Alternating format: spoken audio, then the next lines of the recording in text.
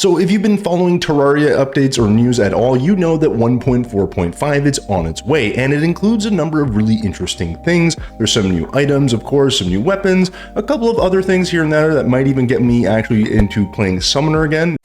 Yes, that is the whips I'm talking about. There's a few new ones. It's going to help progression, and it might even help me want to play Summoner, which, by the way, guys, if you don't know, not my favorite. But with the addition of these new items, weapons, new world seeds, and a couple of funky enemies that you're going to have to fight throughout the game, I kind of got thinking about, well, what are the things that I like as a builder? So naturally, that's going to be what I'm going to cover in today's video. All the things that I think are interesting for us builders, because there are a few things that I think people might be overlooking. Now, I'm not going to do this in any particular order, but the first thing that, of course, might stand out to you as a builder is the new Ethereum set. Now, if you guys haven't built at all with the Ethereum blocks, you get them from the Ether biome, and they're pretty colorful and pretty interesting, and I think adding an Ethereum set's gonna be really fun just to kind of spruce up some builds. I'm also gonna be really curious to know how they take on paint, because I do use a lot of furniture in my builds just to kind of, give it a little bit of that detail and depth, and I think painting on something that looks like Ethereum might be really interesting and different, and I'm pretty excited to get my hands on the new furniture. Next up has to do with resprites. Now, there's a couple of different resprites, including banners and trophies, and I'm actually pretty keen on seeing this only because I use banners and trophies again for decoration, but the banners are of particular interest because I use them for window dressings in terms of making like little, I guess, curtains, and I always kind of use the same one, so I'm wondering if these resprites will have an effect on that and see how I might be able to use them. Also, just having different looking banners hanging from your rafters never looks bad either. So the next change in this update I think is the one that is probably most criminally overlooked, and that is going to be the changes that they've made to the Rubblemaker. And that change is simply that you can get the Rubblemaker in pre-hard mode, which is awesome if you're going to do any builds or if you want to use any of the Rubblemaker features for some additional detail. It's just a really nice change because, I mean, there's not really much use to the tool other than really for building and making things look pretty, in my opinion. Again, I'm a builder, don't hate me, but that's just kind of what I think. By the way, guys, if you're not really sure what the Rubblemaker can build, go check out my video up here, wherever it pops up on screen, because I did cover it a while back when they first announced, I believe, 1.4.4, and not much has changed with it since then, but at least that'll give you a really good idea of all the things that you can do. So this next change is a bit of a weird one, and one that maybe a lot of people don't think too much about, but they're adding ice bombs. Now, I know probably for a lot of people, it doesn't seem like a big deal. Like, why would I use a dirt bomb? Why would I use an ice bomb? But for me, because I build strictly in vanilla, I don't use T-edit, and I do all these other things, there's two things that are really exciting about this. One is if I need to use bombs to quickly build up an area, I can do that. And I can only ever do that with dirt, but now I can do it with ice. And I think that's kind of cool because what I'm hoping is that this will unlock the potential for future bombs. If you want a bomb that's sand, if you want a bomb that's Ethereum, if you want one that's pretty much anything you can think of, I would love if they actually kind of open this up and make it a real thing. Now, arguably this is more of a pipe dream, but I'm hoping that this is the catalyst for a number of different materials in bomb form or even dynamite form when you're trying to build out an area. That would be awesome, and I'm really hoping that this kind of, I guess, starts that process. So we'll see what happens, but this one is a small one, but again, a nice one if you're building and trying to make your builds grow a little bit more quickly when you're doing terrain and that kind of thing. Now, taking a step back into the details and the decorations part of the conversation, guys, you'll probably have seen this change as well, and that's all the new paintings. Now, I will say a very cool one is, of course, the very popular one from the r/place Reddit.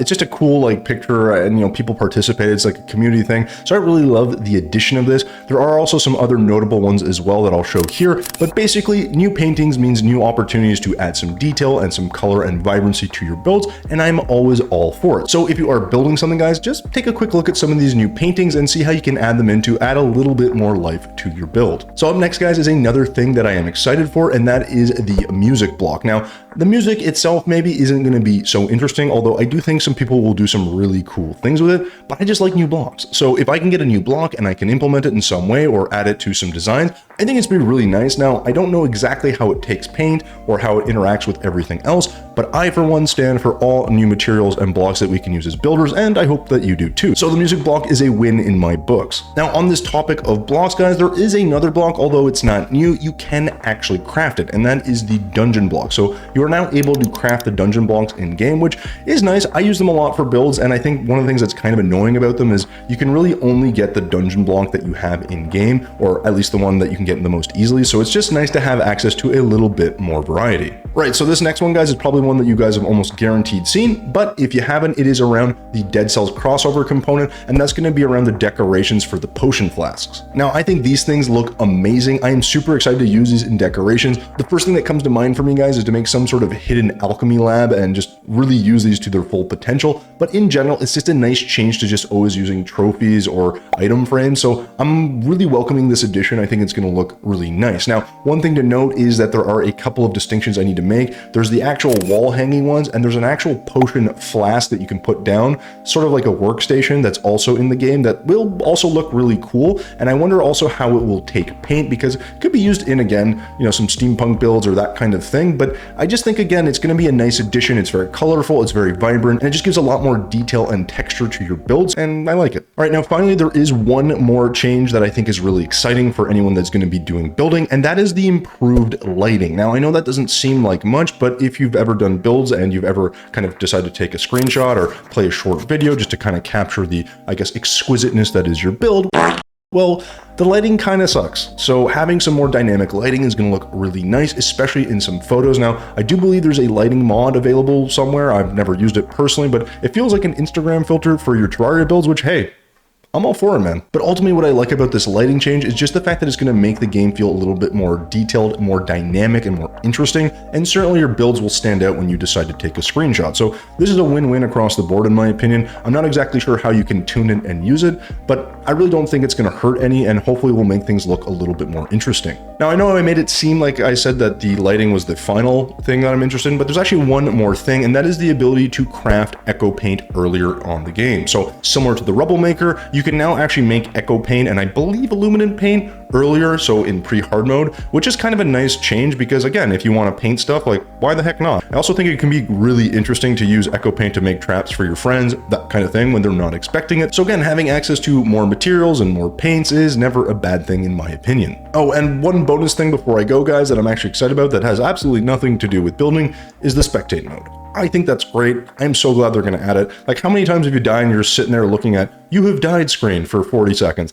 Not my favorite thing. So a spectate mode is a welcome addition, and it will make, I guess, games a little more fun, so you have something to do while you're, well, waiting to respawn. But yeah, that covers pretty much everything that I think is exciting as a builder in the new 1.4.5 update. So let me know what you think, maybe something I might have missed or something that you're really excited about that, I mean, isn't even building related. In general, though, I think this is a really good improvement overall. The update's going to include some really fun things, and I may even get back into playing Summoner, if only a little. But anyways, that's it for me, guys. So thank you so much for watching until the end of this video. And as always, thumbs if you liked it, subs if you loved it. We will see you in the next one.